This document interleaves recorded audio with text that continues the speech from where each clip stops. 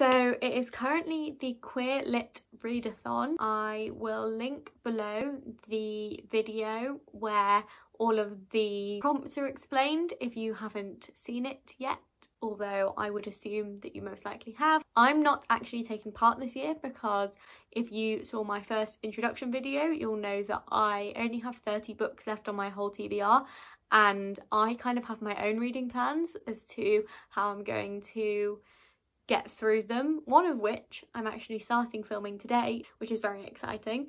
But I wanted to celebrate in the queerlit readathon along with everyone else, so I thought I would do some LGBT book recommendations. I feel like the most common books that get recommended for LGBT book recommendations are contemporary fiction and are about the traditional coming out narrative, and whilst those definitely have their place, I prefer books and tend to find that the queer fiction that I read is more about people that are just living their lives and happen to be in relationships or of varying genders in other settings. So that's more of the book recommendation that I will be sharing with you today. Start off with a really well-known thriller. This is If We Were Villains by M.L. Rio.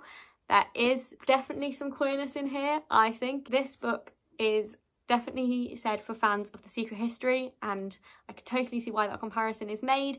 There are such similar vibes in the pretentious school atmosphere. So we are following Oliver, who has just served a 10-year sentence for a murder that he may or may not have committed, and we are kind of jumping back and forth. So we are in the present day following his release from prison and also going back in time and seeing his life up until that murder.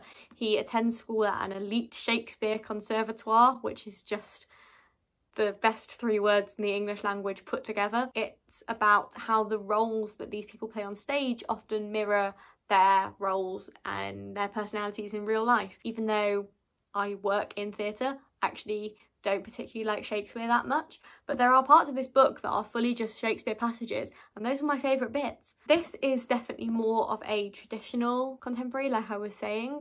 This is Golden Boy by Abigail Tartalen. This is about an intersex character. It's been a very long time since I've read this.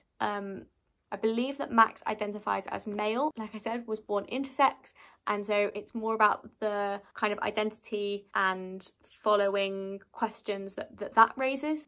I definitely remember this being very moving. I know that there are definitely some trigger warnings for sexual assault that you should look into if you need to. I might be completely butchering what happens in this novel, but if I remember correctly, there's multiple perspectives. I think it's told in third person, and there's really short chapters, all of which I found really conducive to the storytelling. It's just a very interesting novel from an intersex character, and I've never read anything before or since from an intersex voice. Another contemporary book that I read much more recently than that and will be shouting the praises for forever is Girl, Woman, Other by Bernardine Evaristo. This is less about sexuality and gender and more about being a black woman in Britain, but it is so worth reading for all of the intersections that it crosses within that. We follow an absolute multitude of characters, starting with, let me check, I think we start with a character named Amma, but I could be wrong.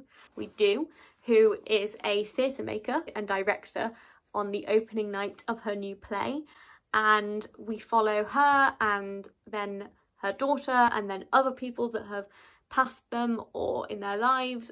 There are so many characters that are not straight, and there are also characters of varying gender identities. In fact, one of the perspectives that we follow is of a non-binary individual, which I really enjoyed reading from. Just the way it deals with the intertwining narratives of all the characters, it is really like the skill of watching someone set up an entire domino and then just having the pleasure of pushing the first one over and watching them all fall into place. I would really recommend it highly. I gave it like 4.5 stars. Now we're going to take a turn into the slightly kind of weirder, maybe more magical section. So this book is a book that I actually didn't like very much, but I thought I would include it in my recommendations because it definitely did something different that I've never read in a book before, and I'm not sure I will read again. and I think that it could really work for someone else. It just didn't work for me. This is Paul Takes the Form of a Mortal Girl by Andrea Lawler, and it follows the character of Paul, who is a shapeshifter. It kind of takes place in the late 1980s and early 1990s in punk rock America. There's a few different locations that we follow in America. I believe we start in New York. I know we end up in San Francisco. It goes through a wild time. But like I said, Paul is a shapeshifter, and the way that he shapeshifts is through his gender. So he is able to transform his body at will to either become really hypermasculine or to give himself breasts. All of that different exploration of his sexuality and gender that may come with. But if you are interested in reading a book from a perspective of a character that is playing particularly with gender, doing that against a kind of punk rock backdrop, and also it does explore the AIDS crisis, I would recommend this novel. Oh, I've just thought of another great book. Wow, that was a live revelation on camera. I can't believe I didn't think to include this in my contemporary section, but when I was talking about a book that follows the AIDS crisis, I remembered that I also recently read The House of Impossible Beauties by Kisara. This book is a fictionalised version of the events of the House of Extravaganza from the documentary Paris is Burning. I haven't actually seen the documentary Paris is Burning.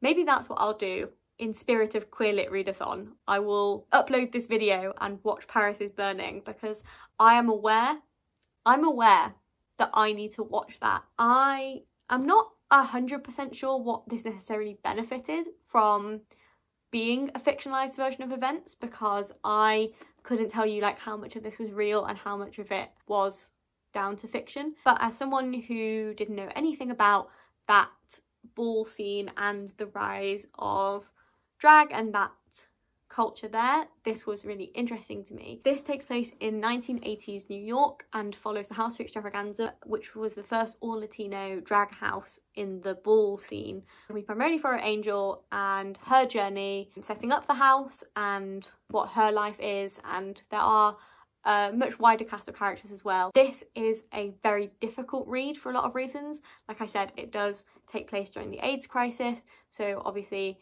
there's that trauma, but there is just a lot of trauma that each of these characters hold. It's really beautifully written and dealt with in the novel. If you are someone that, like I said with Golden Boy, needs triggers for things like violence or sexual violence, I would definitely look into that more before picking up this book. As you can imagine, while very powerful, it can be very difficult to read. A couple of sci-fi novels now. The first is The Long Way to a Small Angry Planet by Becky Chambers. This is a space exploration book, but is actually very character driven. I don't care about the plot of space exploration, and that's why I love this book so desperately. I think that the character driven nature really sustains this novel. We are following the ship the Wayfarer as they travel to a distant planet. We basically are just following the crew and their lives on the ship. And what is particularly interesting about this book, and what I really commend it for, is that none of the alien races subscribe to the human ideals of sex and sexuality and gender. They all actually have their own unique backgrounds and their own unique like life forms, and how they interact with each other and the world is just really interesting. Something slightly more contemporary with a speculative twist. This is The Psychology of Time Travel by Kate Mascarenhas. This is about 4 female scientists who invent time travel, and it is told at different points in time and through different timelines. It's also a murder mystery thriller. It's also very queer. It's just a really great time.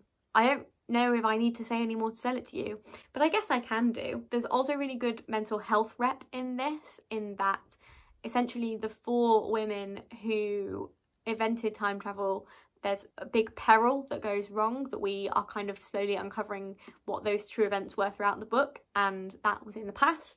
And then we're also following present day, a character whose grandmother was one of those 4 scientists. She is kind of helping her to come to terms with her past. And then there's also this mysterious dead woman. That's the murder mystery. It's weird, it's wonderful, it's about the importance of life, it's very heartfelt. I really enjoyed it. The final book that I have to talk about is a full-on fantasy novel, and that is The Binding by Bridget Collins. This has been really popular recently. As you can see, my copy has a little sticker on it that says the Sunday Times Breakout Sensation of the Year, and this just gave me all of the gay romance that I needed in my life. This book is about the quite difficult and real topic of this idea that you can take memories and forget them by having them bound into novels by these special magical beings called binders, and then you will forget that you had that memory. And it's about these characters and what that means for their lives. And in my Goodreads review, I simply wrote, I love my forgetful gay sons. The two main characters in this, Emmett and Lucian, are just incredible, and you will love both of them equally. Initially, we are following Emmett, who has had to end his life as a simple farmer and move into a creepy old cottage as he is the new binder's apprentice. And everything gets even more intriguing when he finds out that there is a book of memories with his own name on it. So there you have it. Oh god. So there you have it. That is a very large stack of queer fiction for you. I think that you will enjoy reading those greatly. Is that how you end a video? Bye!